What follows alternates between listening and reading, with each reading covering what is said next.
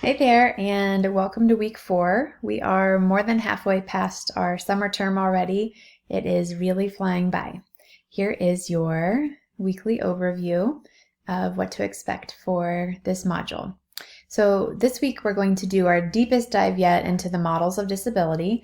We'll also explore common sources of prejudice and discrimination that the disability community often experiences. And then we're going to jump into one of my favorite topic areas for the term, and that's universal design. And so this week you're going to begin to learn about the principles of universal design, and then through an application assignment you will apply what you've learned about those principles to both a physical and an online space. So by the end of this module, you should be able to feel like you have a really strong grounding and understanding of social models of disability, as well as arguments against medical models of disability.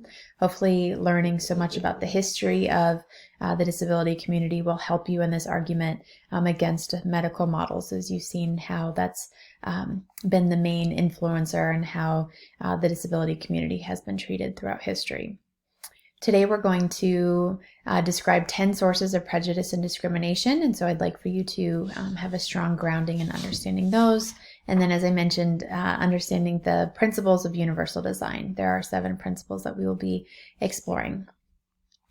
All right, your assignments are a little bit lighter this week. However, you do have an application assignment. So though you don't have as many readings and documentaries to watch, you will have an application assignment. So I'd like for you to continue to read My Body Politic, read this piece about the models of disability, jump into these 2 PowerPoint presentations on prejudice and discrimination, and then read an overview or an introduction to universal design. So I'd like for you this week to watch the documentary Fixed, and I'd like for you to take specific notes of examples of medical models and social models of disability. So this documentary looks at the transhumanism movement. It's a really fascinating documentary, one of my favorites that we watch, and I hope you'll enjoy it, but you'll start to see really clear distinctions between medical model and social model of disability. And so I'd like for you to take notes on that. And then we will be watching some introductory videos on what is universal design. I think you'll enjoy those. All right, so this week, as normal, you'll have your weekly discussion post and your quiz. This week, you'll have your second application assignment.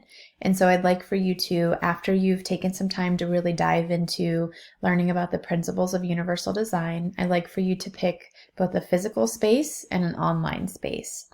And so with these application assignments, similar to what you did with your environmental observation, you're taking a deeper dive and really applying what we're learning in this class in a practical way. And so think of any physical space. It could be where you live, where you work, where you like to spend time. And I'd like for you to first describe that space in detail. And then I'd like for you to make a bulleted list of ways that you can make the space more universally designed, specifically by incorporating the 7 principles of universal design. Now with universal design, it doesn't mean that you add one principle to a product or a build of the space, but rather many of the principles. So the more principles you can incorporate into the design, the more universally designed that product or that space is. And then secondly, I'd like for you to choose a website. Ideally, this would be one that you use often. I want for you to share a screenshot of that site with me, and then I want for you to describe your impressions of the website, assess the accessibility of the website, and then similarly make a bulleted list of recommendations to incorporate elements and principles of universal design into the site.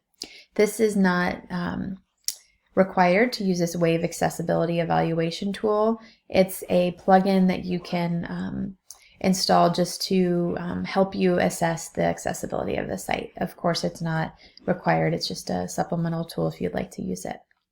Have a great week. Let me know if I can help you in any way, and take care.